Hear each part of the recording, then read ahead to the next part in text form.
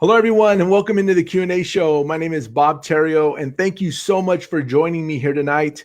If you are a baseball fan, if you're a sports fan, if you're an El Paso Chihuahua fan, you're gonna love my next guest. I'm gonna let him wait there for a little while, but let me do a little bit of housekeeping. If you happen to be watching this live, do me a favor and hashtag live in the comments below. That helps us get the word out, and I'd really appreciate that. If you happen to catch this show and replay later on down the road, go ahead and hashtag replay, and that also helps us. And I'm also curious to see what city you're watching from. So if you're in another city, another state, go ahead and put it down in comments. And if you have any questions for us, please ask us, and I'll ask my guests. And we love engagement. We love to when you guys want to talk to us and ask us questions. Let's see. Also, hit that like button. Smash that heart button, hit the share button. I promise you, it's not going to electrocute your finger. The more you share it out there, the more we get the word out, the more people will join us tonight. And I really appreciate if you do that for me. Today's show is brought to you by Innovair Air Conditioning. And right now it was in the 90s. You know, it's just going to keep getting hotter. Next month's going to be our hottest month of the year. So if you're considering converting to refrigerated air, call our sponsor, which is Innovair Air Conditioning. And you can reach them at 915-352-3916. So without further delay, I'm going to bring on my next guest. You may know his voice. You may have heard him call the games at the Chihuahuas. You may hear him. You may know of him. His name is Mr. Tim Hagerty, and let me bring him on here. Hey, Tim, how you doing, bud? Hi, Bob. Thanks for having me. Thanks for coming on. It's our pleasure. There's a lot of sports fans in my audience, so it's nice that you were able to schedule yourself in. I know this is your peak time right now, I can imagine. Yeah, I felt bad when you and I first emailed, I think it was in March, and I said, are you free on Wednesday, May 15th? Because in April and May and right through the summer months, the Chihuahuas, like every professional baseball team, have a game just about every day. So it is very busy. Yeah, and they're doing pretty well right now. What are they? 26-12, if I'm not mistaken. Yeah, the team's in first place. Not only that, leads all of professional baseball in home runs, hits, batting average. They've really been the best hitting team in the whole country. So we're very lucky. You know, it's funny. The team has made the playoffs 4 years in a row. And on the air, I'll say, come out to these playoff games. These won't happen every year. These are special, but I'm losing credibility on that because lately it has been every year. Well, that's pretty cool for El Paso.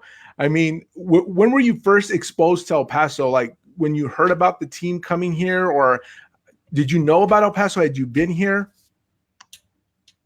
Way back in 2004, I was the media relations assistant in the Arizona Fall League, and when driving back home to Massachusetts, I spent a night in El Paso. Little did I know, a decade later, I'd lived there. That was the only time I'd ever been to El Paso. But when I first heard about it was in 2012.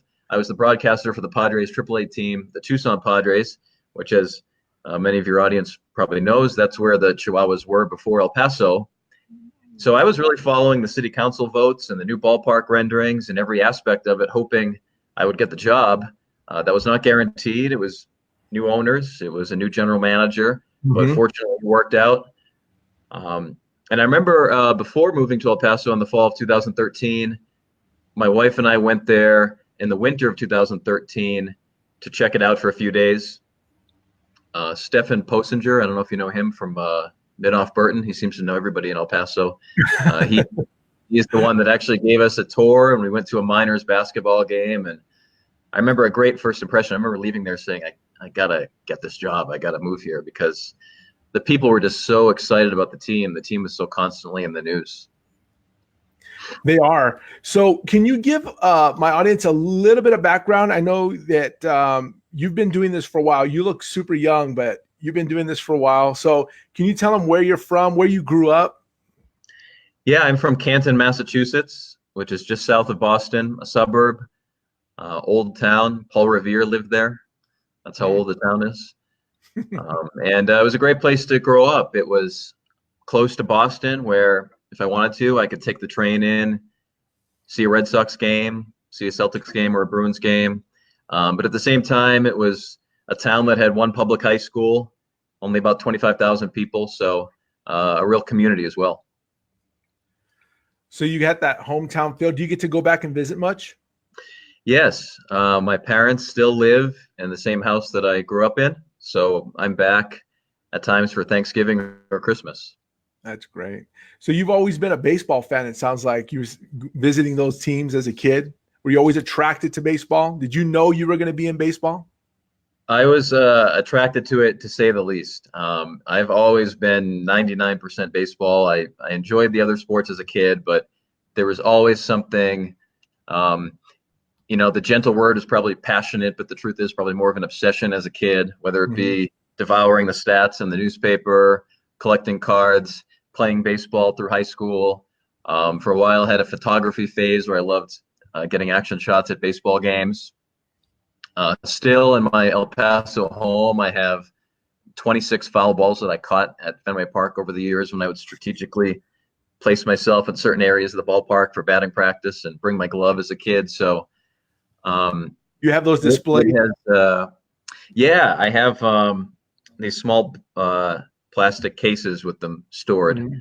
They're in a closet. They're not overwhelming the home, but yeah, baseball has been a big part of my world ever since I was a little kid. I can still remember the first game I ever went to as a fan was the final day of school in first grade. My mother picked me up and said, "We're going to Fenway Park." And probably like a lot of fans, that first time you walk into just a stunning stadium like we have in downtown El Paso or a major league ballpark, I can still remember the glow of the grass. I still remember exactly where we sat.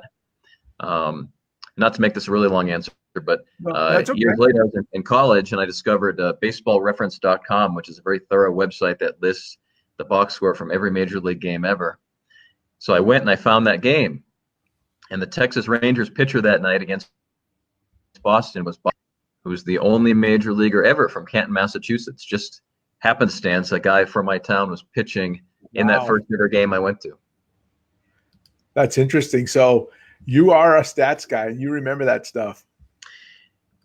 Yeah, I have a lot of weaknesses, but I have been blessed with a good memory, which helps. And that's been a great part about the Chihuahuas job, is that I feel very lucky. I've been the only one that has seen just about every Chihuahuas game ever, because I've broadcasted all the road games also, which I really enjoy trying to do that on the air, where if a name comes up from one of those first few Chihuahuas teams, tell a story about that player, give a recap of something you remember that took place involving that player. I've noticed that about El Paso fans, whether it be the Miners or the Chihuahuas, they love to rewind a little bit. I'm sure the people watching now have a favorite UTEP basketball player that maybe was there when they were kids. And I think we're starting to build that with the Chihuahuas. So I try to pull from that memory and use it. Well, it's a skill set for sure. Did you always know that you wanted to be a broadcaster? I know you were attracted to baseball as a kid, but did you visualize that? I'm sure you played it too. I saw pictures of you as a kid. I know you played baseball. So when did you realize you want to call games?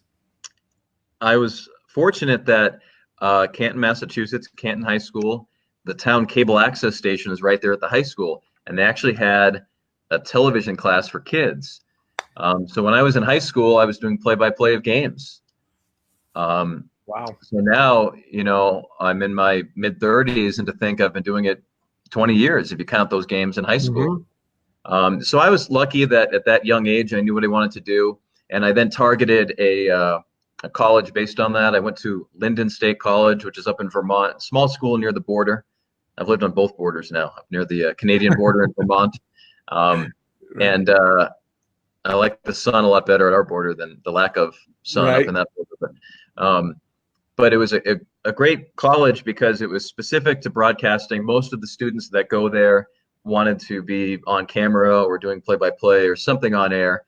And it was in such a rural area that I was able to get a part-time job at a radio station there, broadcasting high school games, doing news reports, doing everything. So even when I was 19 and 20, was live on the air and working with the equipment and editing and writing and every aspect of it. So I look back, and many of the skills I learned there in the middle of nowhere in Vermont, I still use every day.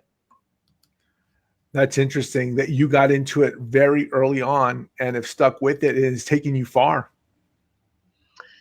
Yeah, I guess looking back, that was something I was really lucky. I think that looking back when I went to college, I probably was a little bit ahead of the other kids for that reason, because in high school, I already had that training when it came to the technical side of it or on air, or even, the games I was doing play-by-play for as a high school kid, they were airing in our town and I was getting feedback. People would say, hey, that phrasing was kind of weird when you said that, or they'd say, hey, your voice sounded funny there. And looking back, that was really important when you're an insecure high school kid, to be told you got to get better. Looking I was back, I gonna, think I that was helped gonna me. ask you that. I was gonna ask you, did you learn to have a thick skin about it at the beginning, or was it, it's constructive criticism, of course, but I mean, especially at that age, how did you learn to say, hey, you know what, this is valuable? Because at that age, I mean, most people won't take it that way.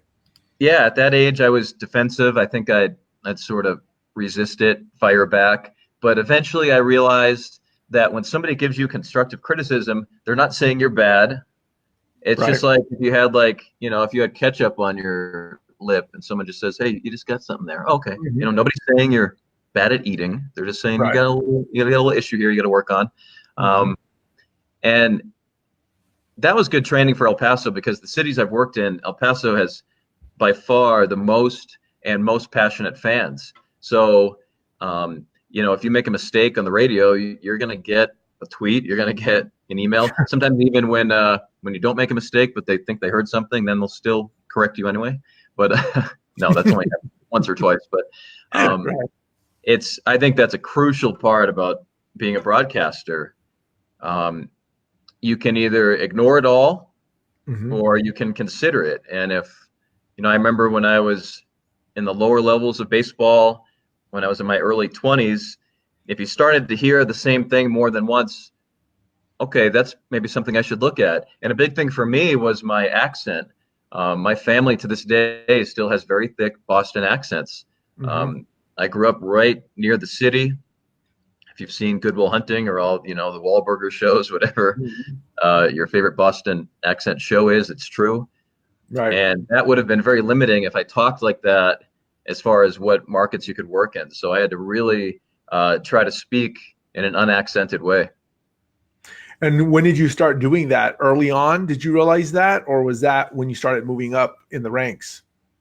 That was a good part about the broadcast specific college I went to, is that there were speech classes, performance classes, and there were instructors that would listen to you on tape and point things out.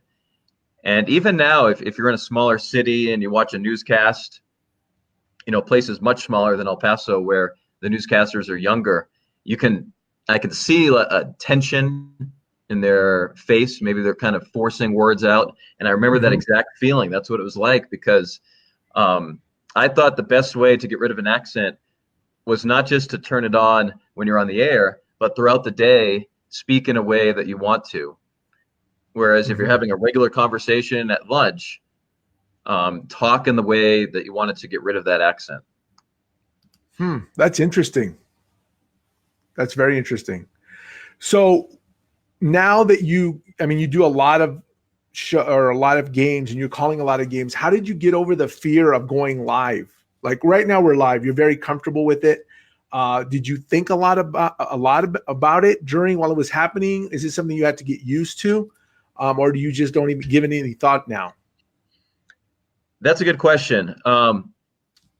There's a book called Quiet that I've read the beginning part of. It was a best-selling book within the last few years, and it talked about how we underestimate quiet people. We look at people that are introverted almost like a weakness, but in Hmm. fact, it could be the opposite. And anyway, there was an example in that book that apparently the politician Al Gore is a very introverted, not the life of the party guy. And it said that he's much more comfortable on stage giving a speech than he is at a dinner party. Hmm. And I remember seeing that and saying, like, I wish I could explain that to people when they ask the question you just asked. That um, if I'm at a social gathering with people I don't know, I'm not the play-by-play announcer. I'm not, Right. um, and what would the word be? Extroverted. Boisterous, extroverted. life of the party person. But for whatever reason, when it came to doing play-by-play of sporting events or a newscast, I think I felt confident in what I had written, what I had prepared, that to me, announcing a game is easier than many social situations. So you're just very in your comfort zone. You're in control. Exactly. Yeah. There's a comfort zone there.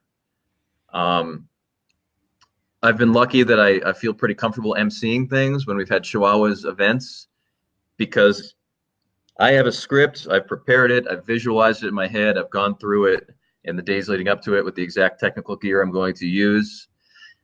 I've grown to like visualization. Tonight I'm in a hotel in Albuquerque, and just as I'm going to bed, I'll just work on my breathing, and I'll picture what my booth is going to look like and what I see and the colors of the uniforms and where my stats are on the page in front of me.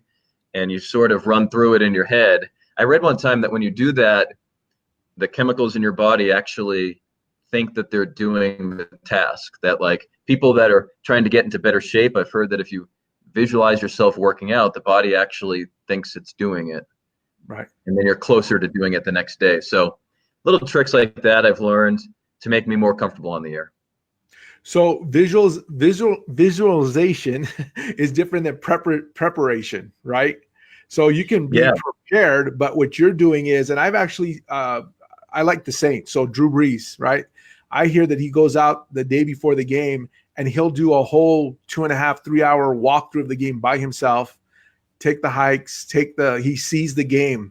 And I had never heard, I mean, I've heard of visualization like that, but not to that extreme, where he's going out into the field and actually watching the clock and going through it in his head. And what you just described is almost what he does. So that's very interesting to me. Interesting. Yeah. The Chihuahuas have a coach from Asia, Akinori Otsuka, who's an excellent pitcher in Japan and pitched in the major leagues. And he was talking about how for Asian athletes, how common that is and how much they learn that even as teenagers. And the way he phrased it to me is to use the senses. So when he was preparing to be a relief pitcher for the San Diego Padres that previous night, and he's laying down and he's breathing and he's visualizing, it was everything from what does the bullpen smell like? What does a baseball feel like? And the Padres manager at that time was Bruce Bochy, who's a big, tall, hulking guy. And he said he would visualize Bruce Bochy giving him a high five at the end of the game, and he'd picture how big his hand was. And he says that what he finds is that when you can picture, and I bet Breeze is doing this, like use the senses. When I bet Breeze is imagining the noise of the crowd. Then when you arrive, at least for me, when I do it well, when I show up to the ballpark the next day, I feel like I've already done this. I feel like I'm a robot and somebody has pressed play, and here's what's going to happen. That being said, when you're a broadcaster or an athlete or a host like you have to be ready to call an audible, so to speak. You have to be flexible. If that's the night that the power goes out in the press box, well, that didn't happen in my preparations. Right. You have to be ready to roll with the punches. Things happen, especially live. And I mean, you're calling live games, mistakes happen. You say the wrong word sometimes, but like you said, people can be forgiving or they can be unforgiving, but I try not to think about it too much. Yeah, I think in some ways on a mistake or something you said wrong, that can make you likable if you handle it right. Mm-hmm. That happens to me sometimes. The Pacific Coast League is known for its tough travel conditions where the Chihuahuas will end a homestand. I'll get home at 11:30 or midnight, and we have to be at the airport sometimes at 4:30 the next morning to fly to the next city because there's a game that night. And there's times when you're on just 3 hours sleep and you've been working throughout the day that night game doesn't come out the way you want it to, and maybe you're telling some story. And occasionally over the years I've said, let's try that again. Or you say, well, that probably didn't make any sense. But I think people like to see that, you heard what they heard, that, maybe that wasn't your smoothest moment. Mm-hmm. Authenticity, right? I think that goes a long way. Real, authentic. That's a good word. Yeah. Being authentic it's endearing. I think too many people try to, and just prepping for shows and trying to get people to come on camera, they think they have to be something else or be something that they're not. And that's not what people want. And that's why I think it's interesting to talk to you, like see you talking, like we hear you we hear you call the games, but to picture you as a real human and how your origin story, it's interesting to me. I just think everybody has a story. Thank And you. it's interesting. So that's pretty cool. So I have here, I actually have a question that came in, and let's see, who is your favorite broadcaster and who influenced you most in your profession? That's from Cindy. Well, when I was a kid, the Red Sox TV announcer was Sean McDonough, who now does ESPN. You might recognize his name from college football and basketball. Mm-hmm. And I thought that he had a clear, strong voice. I think he did what I now like to call, he broadcasted to the scoreboard, where if it's the fourth inning and it's a 0-0 game, you can tell a story, you can tell a joke.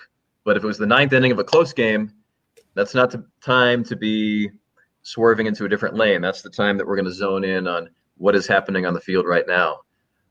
So looking back, I learned a lot from him. I remember one time being in a press box, and I was washing my hands in the press box restroom, and around the corner comes Sean McDonough. And I thought, here's the broadcaster I've admired the most as a kid. Right. Should I introduce myself? Of course we'd do it if we were in a hallway, but we're in a bathroom. This is kind of awkward. Right. And, because you're washing your hands, but you know what I mean, Bob, you don't want to be sticking out your hand in a restroom. But Right. so it was a great thrill. We actually had a little talk right there at the sink of the press box, and it was great. He was encouraging. At that time, I was in my early 20s, just starting to get into it. So it was fun to have a personal moment with them, and kind of like you're describing, I realized he's authentic. He's a person. He treated me well. You always hope that if you have like somebody you're idolizing, they don't big league you and act like they're better than you. And he didn't. He was great. But other broadcasters that have influenced me, when I was in Portland, there's a broadcaster still there named Rich Burke, who's become a great friend. He does Pac-12 network play-by-play, and he was my partner on Portland Beavers games. Portland became the El Paso Chihuahuas years later. But not only the way Rich prepares, but the thing I remember most about him, and he still does this, is what a nice person he is. Mm-hmm. Somebody could walk into the booth at 6:55, and I think my natural personality is to really be focused and maybe a little bit uptight about what's going to take place in a couple of minutes going on the air. He was the friendliest guy as if you bumped into him at noon. So I always think about that too.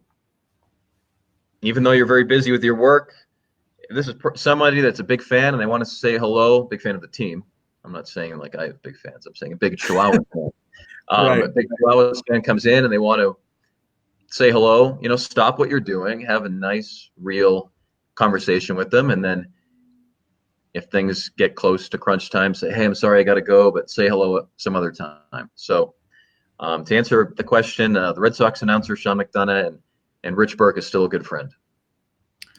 And what you were saying earlier about, you met someone that you looked up to. There's also this saying that sometimes your heroes or the people you looked up to don't actually match up to how you visualize them, because they're not always the nicest people in person. And it's always better off maybe you hadn't met them. I've heard a lot of stories like that.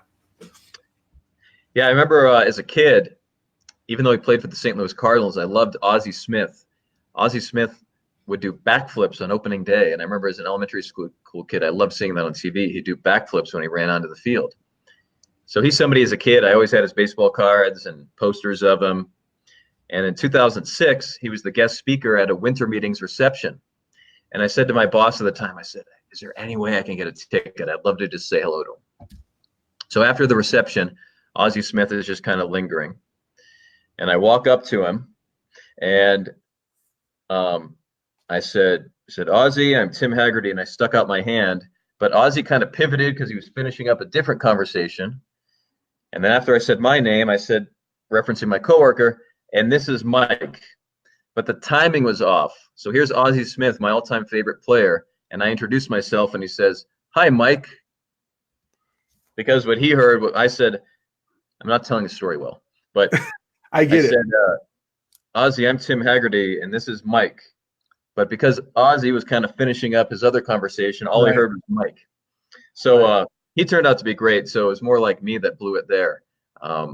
He thinks my name is Mike. Well, that's okay. Maybe you'll get another opportunity. Yeah, a second chance. Right. So we were talking about the Chihuahuas and how well they're doing right now, 26-12, right in the Pacific Coast. So you want to make any predictions? I mean, you think they're going to take it all the way again this year?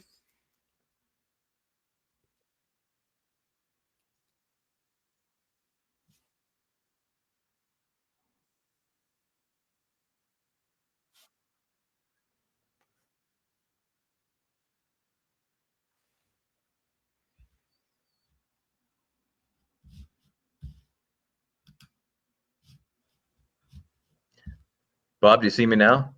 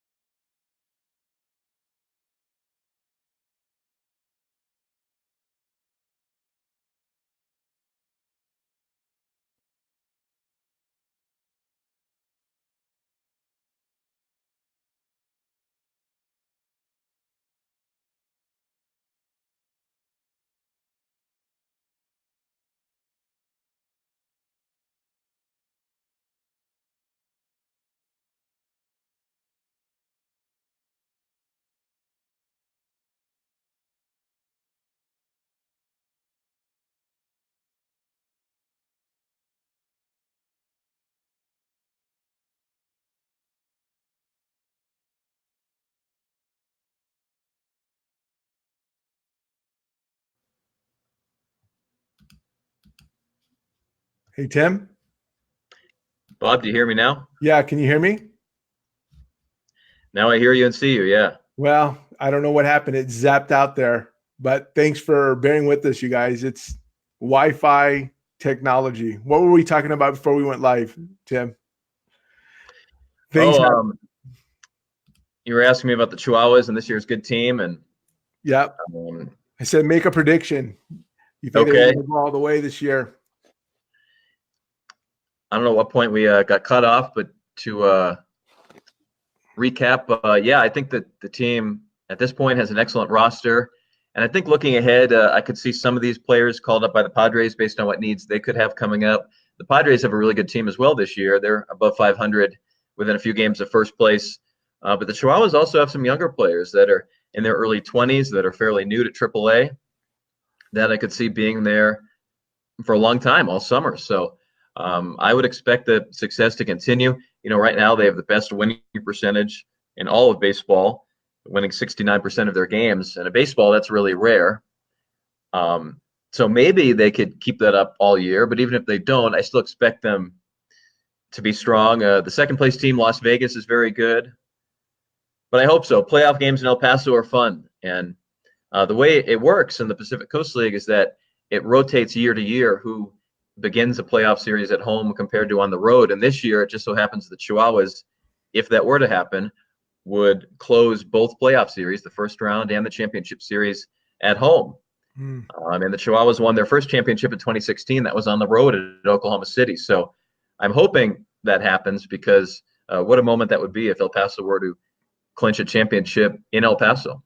That'd be pretty cool. Very cool. So somebody that I want to go back to broadcasting a little bit. Somebody who's watching this that aspires to get into broadcasting, and it seems like you've been doing it so long. What advice would you give someone who wanted to get into broadcasting? They're young and they want to get into it. Has it changed much since you've been in it? I think the thing that changed is to think about station websites or team websites. I think that now, if you can have multiple skills, whereas I've written website articles, I've taped Skype interviews, I've done the radio play-by-play. If somebody wants to be a newspaper reporter, when the El Paso Times covers Chihuahuas games, They're there with a notepad writing the article, but they're also doing quick video interviews now. TV stations the same way. If you go to the local affiliate TV station, there's written articles on there. So I think that somebody who wants to be a sports announcer, make sure you can also write, make sure you can also get in front of the camera. And I think a willingness to relocate geographically. Somebody who's from El Paso, maybe they'll strike gold and get a job quickly in El Paso and be in that market a long time. I know the TV stations I watch, there are a lot of local El Pasoans on the air, but it's a big city. That's hard to do. So I have a willingness to go and spend 2 years in Montana or Iowa or Maine. And don't look at that as a burden. Look at that as a treat, as an experience. What's that phrase? Every time somebody says you have to, replace it with get to. You get to live in Montana for 2 years. I packed up my car from college in Vermont and drove to Idaho and spent 2004 in Idaho. And it was awesome. It was my first time ever being out west. Stunning scenery. Traveling around with a professional baseball team. It was one of my favorite years of my life. So I think a willingness to relocate is important if you want to be in broadcasting. It's an opportunity. It's the way you look at it, right? It's the mindset. Yeah. I think that's a good way to look at it. Yeah. If you could go back in your career, is there anything you would do differently? I wish that I knew more Spanish, both communicating with players and now living in El Paso. I think that would help me connect to people more in El Paso. I took it in high school. I took it 1 year in college, and I've fiddled around with some online programs. And when I see a sign in Spanish, I can understand what it's saying. But I mean, when I'm sitting at a restaurant in downtown El Paso and people behind me are speaking Spanish, it just sounds so fast that I can't keep up with it. So I love El Paso, and I'm just so impressed by the bilingual people there that I guess that came to mind maybe as a regret that maybe I wish I could keep up with Spanish a little faster. Right. Well, there's always. Are you bilingual? I speak Spanglish. Okay. Right. So I have friends that are from Mexico, or their families from Mexico, and they come down here and it's a totally different dialect, and it talk about fast. It's different than the El Paso Spanish. Very different. Yeah, sometimes I hear two people talking and they'll be speaking in Spanish, then all of a sudden they'll say, "You know what I mean?" Wait a minute. Sometimes they switch in the middle of a sentence. Yeah, that's Spanglish. It's the combination of English and Spanish, right? So what is your ultimate goal, Tim? What do you want to do? I'm sure, I don't know. I'm not going to answer for you. So what is your ultimate goal in broadcasting? What would be your dream job? Well, most AAA announcers have their eye on the major leagues. Those jobs are rare. I'm not just saying this. I say this off camera. I feel I have the best minor league baseball job when you consider the ballpark we have in downtown El Paso, how passionate the fans are. People are listening and following every word you say to a random game in May. I mean, that's everything you dream of when you're a sports announcer, is people are really reacting to what you're saying.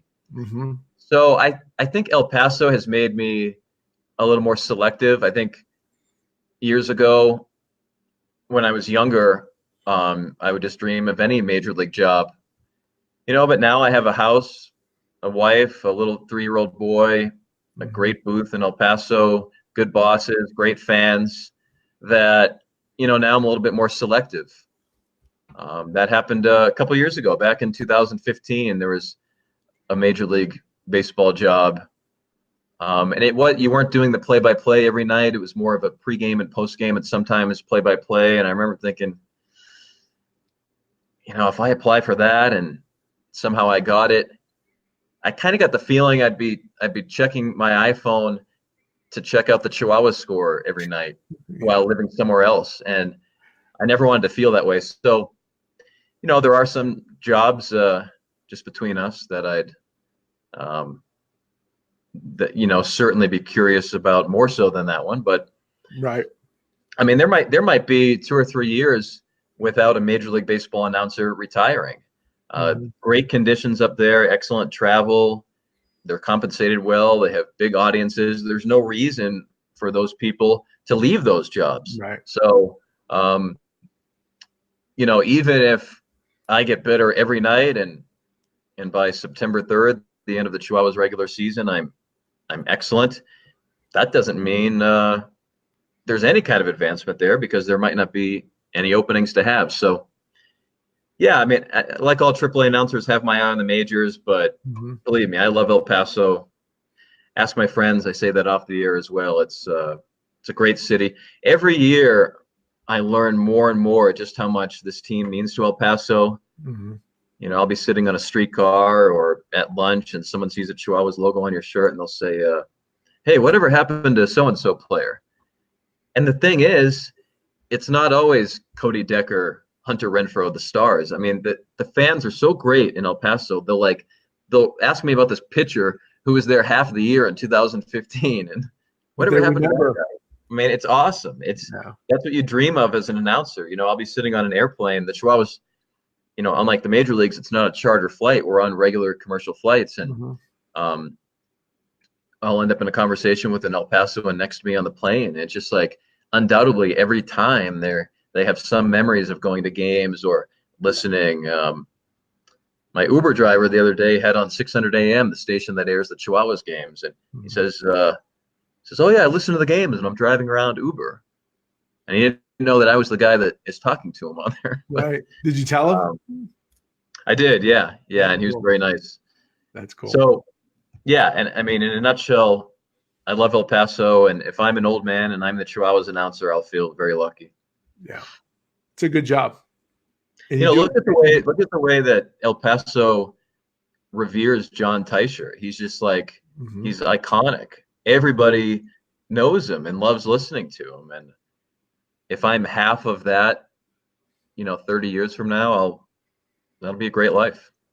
Yeah, that's a good way of looking at it, because it is a great city to live in, and things are changing. Yeah.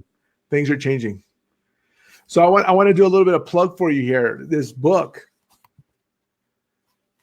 you wrote, Root for the Home Team, Minor Leagues Baseball, Most Off the Wall Team Names and the Stories Behind Them. So what was your inspiration to write this book? It's a cool little book, you guys. I mean, I go through it. It talks about the names and how they came up with the names. It's a really cool book. I got it on Amazon. But what inspired you, Tim, to write this book? So the first team I announced for was the Idaho Falls Chuckers, Chukars. It's a pheasant-like bird. And so many people would ask me, what is a chucker? So it made me curious. What are the stories behind the most unique baseball team names? So I looked for a book about it, and it didn't exist. So I decided to pursue this, research it, and write it myself. And after a couple of years, I thought, how does this go from a Word document on my computer into a bookstore? I had no idea how that happened. So I actually bought How to Get Your Book Published for Dummies, which was a great book because it outlined how to write a proposal, how to contact publishing companies, what they're looking for, marketing plan. So I pursued that, got some rejection letters. Some would say we don't take first-time authors, which I thought was crazy. What if they said that to Nathaniel Hawthorne? Right. No. But eventually found a publisher called Cider Mill Press. They're a subsidiary of Simon & Schuster. And the book came out in 2012. It was funny. The contract said it was going to come out in 2011. But that was the year that Borders filed for bankruptcy. And the publishing industry was really in a transition. And they delayed publication of my book. So for 1 year, I was like, I told my fiance about this book. She probably doesn't believe me. She thinks I was full of it. And my parents probably think I made it up. But then the book came out in 2012. And it was a great thrill. I got to do various interviews about it, got to go on NPR. And, you don't get rich doing it, but it was more of a hobby. And it's since then has really given me a lot of what it's led to has been some really fun ripples where Sporting News asked me to write some fun minor league history stories. I still get once every 6 months this royalty. Mm-hmm. I don't want to say check because, again, you're not getting rich doing it, but I still get a royalty statement. And the book came out in 2012, and I'm really surprised because it's not in Barnes and Noble anymore, but somehow there's still a couple people per week that are finding it. So that's kind of cool. And actually, you're one of them if you bought that on Amazon. So Yeah. thank you. Appreciate that. It's a great read. Thank you. So plans for maybe writing another book later on? I mean, I could see a second or a updated version of this, right? Thank you. Yeah, the idea I have and the document that I have is a book about the most unique stories to ever happen in minor league baseball games. I'll give you an example. Back in 1897, there was a Texas League game in Austin, the same Texas League that still exists, the same Texas League that the Diablos used to play in. And the game was delayed when a wild bull ran on the field. And so I've looked through old encyclopedias, baseball books, newspapers.com is a great resource. And I've found a couple hundred of those, just really unique, off-the-wall baseball stories that someday will be a book. That sounds like a good book. That sounds interesting. Thank you. Appreciate that. And, at this point, no publishing deal or anything, but sometime down the road, I think it'll be a reality. So I see a nice comment from Robbie. Thanks for Robbie. Yeah. So do you have any plans? I mean, you're in the middle of the season. So any other big plans coming up or anything you want to talk about? No, I think when you're a baseball broadcaster, you have to surrender to the season where tomorrow we have a game in Albuquerque. But plans, the Chihuahuas have some big plans. The AAA All-Star game is in El Paso, July 10th. The Home Run Derby a few days earlier, July 8th. So, yeah, we always try to make the broadcast better. I know the Chihuahuas front office is always grinding, always pursuing between innings entertainment, promotions to make it a fun experience. I think the Chihuahuas do that so well where every year it feels a little bit different. There's new games, there's new video board segments, there's even some new fan areas this year. So no personal side projects coming up, but really excited for the rest of the year. As we talk today, there's still most of May and June, July, and August to go in the season. So hopefully some playoff game broadcasts as well. And on the off season, you do a lot of writing, right? For like Fox, don't you? Or do you take some time off? In the off season, I work for the Chihuahuas, where I work in the office, corporate sales, media relations. That's also part of my in-season role is the media relations, coordinating player interview requests, the roster, the game notes, photo requests that the team gets, various things like that. In the off season, work for the team on, 9 to 5 basis. Some announcers will do play-by-play of basketball, and I've filled in El Paso doing that. But like I said, I have a wife and 3-year-old. I didn't want to be bouncing around hotels all winter. Also, I don't blame you. Focused on working for the Chihuahuas, and occasionally write some freelance baseball articles, cool. which has been fun. And as you've experienced with your show, it's cool when you write an article and just somehow how it reaches different people through the wonders of social media. Yeah. You write an article about a baseball game that took place in 1900 and somehow somebody in Israel clicks like on Facebook. It's really cool. Yeah. Like I was telling you before we went on, but my audience doesn't know this, but the platform was launched, the Q&A platform was launched like 6 weeks ago. And we've already reached 31 states and 18 countries. So, and that doesn't include the Facebook views. So it's pretty interesting. You never know who's watching and how long the arm and the reach is on shows like this. It's pretty interesting. Well, good for you. That's a real audience. So appreciate what you're doing and spreading the good word about El Paso to so many different countries. Well, I appreciate you coming on and sharing your talents with El Paso. I wanted to get you on here. And like I said, it's been a couple of months, but I think it was worth the wait so that people can put the voice to the face if they hadn't already done that. And you're doing a great job, and we hope that we can keep you here in El Paso for many years to come. Well, thank you, Bob. Very nice of you. And I'll tune into your show in the future. Thanks for thinking of me as a guest. Oh, no problem. Hang tight real quick. Tim, I'm going to sign off. If you can hang tight real quick for me. You guys, thank you so much for watching the show. Like I said, if you're here right now at this point, please hashtag live that you saw it. And if you're seeing it down the road, go ahead and hashtag replay. That would help us out. And I just want to thank Tim for coming on the show, and also thank our sponsor tonight, Innovair Air Conditioning. You guys give them a call. They'll be more than happy to help you convert to refrigerated air. Give them a call at 915-352-3916. Until next time, everyone, thanks for joining me. My name is Bob Theriot. Until the next Q&A show. Good night.